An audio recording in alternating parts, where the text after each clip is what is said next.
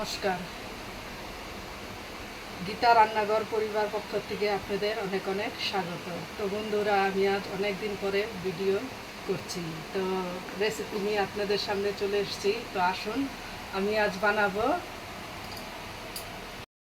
তো বন্ধুরা, আমি আজকে আপনাদের এই শঙ্কর মাছ রেসিপি করে দেখাবো। তো বন্ধুরা, এই মাছটাকে আসামে বলে সাকুশ মাছ, আবার কেউ বলে শাপলা পাতা মাছ। তো আমি এখানে কি কি উপকরণগুলি দেখিয়ে দিচ্ছি।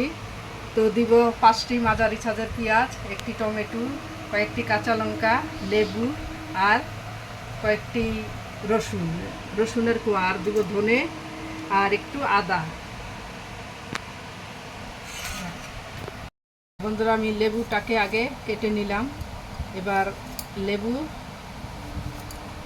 মাছে আমি মেখে দিব। তো এই মাছে একটু লেবুর রস দিয়ে দিলাম। মাছটাকে ভালো করে লেবুর রস দিয়ে মেখে নিলে একটা কুচ্ছিত একটি গন্ধ আসে, তো এই গন্ধটি আসবে না। তো আমি ভালো করে লেবু চিপড়িয়ে মেখে নেব। তো বন্ধুরা, আমি মাছে লেবু মেখে নিয়েছি। এবার আধা ঘন্টা রেখে দেব এইভাবে। আমি এইভাবে মাছটাকে ঢেকে রাখলাম আধা ঘন্টা। তো আমি পেঁয়াজগুলি সব উপকরণগুলি কেটে নেব এক এক করে। তো আপনারা প্রথম থেকে বন্ধুরা শেষ পর্যন্ত দেখতে থাকুন আর আমার পাশে থাকুন, আর প্লিজ আমাকে সাবস্ক্রাইব করুন। তো বন্ধুরা, আমি আধ ঘন্টা পরে আবার এসে পড়লাম। এখন আমি ঢাকনাটা তুলে নিচ্ছি। এবার আমি মাছগুলোকে নুন হলুদ দিয়ে মেখে নেব। তো হলুদ দিয়েছি, এবার নুন দিয়ে মেখে নেব ভালো করে। বন্ধুরা, এখন আমি সব মশলাগুলিকে পেস্ট করে নেব। তো প্রথমে ধনে দিয়ে দিলাম, তারপর আদা কুচি, টমেটো কুচি, রসুন কুচি, পেঁয়াজ কুচি, লঙ্কা করে সব কিছু পেস্ট করে নেব। তো বন্ধুরা, কড়াই গরম হয়ে গেছে। আমি এখন কড়াইতে তেল ঢেলে দিলাম। তো বন্ধুরা, আমি এখন মাছগুলি ভেজে নেব।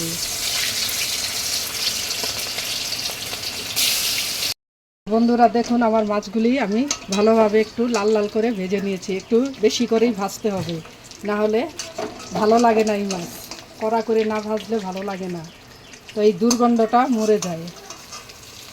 তো আমি তুলে নিলাম। তো বন্ধুরা,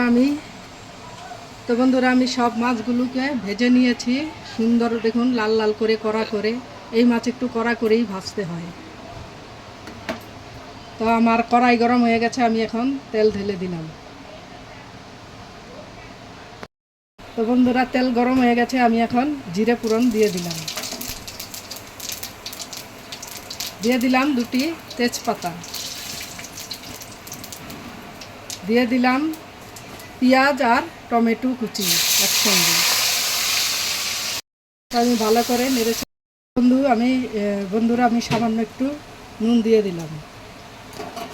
তারপর দিয়ে দিলাম লঙ্কা গুঁড়ো, তারপর দিয়ে দিলাম জিরে গুঁড়ো,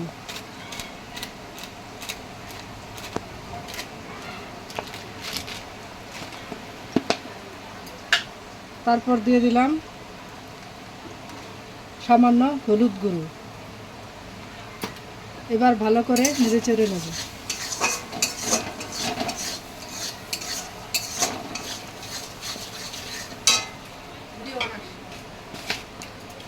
এবার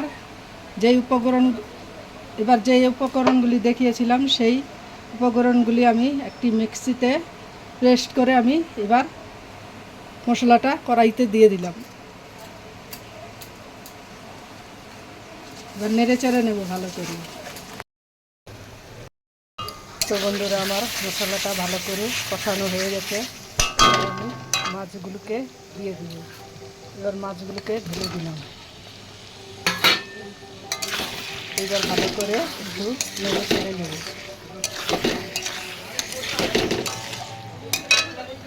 বন্ধুরা, আমি মাছ দিয়ে ভালো করে কষিয়ে নিয়েছি। এবার আমি জল ঢেলে দিলাম।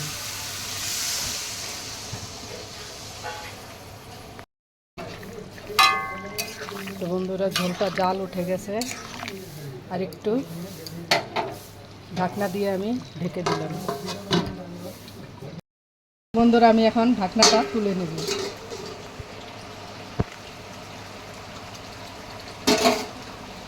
তো হয়ে গেছে বন্ধুরা, আমি এখন এই শাহি মশলা দিয়ে নামিয়ে নেব।